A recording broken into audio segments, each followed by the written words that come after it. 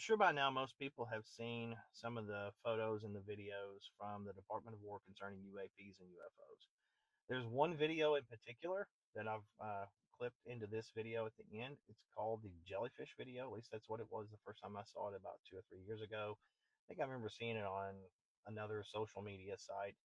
And at that time, people were calling it fake. Well, it turns out it's real. At least it's on the Department of War's website as real and unexplained.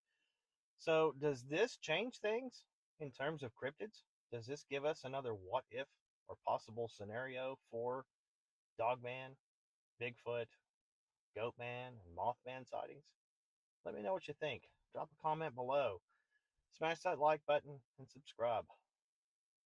I'd like to hear from you.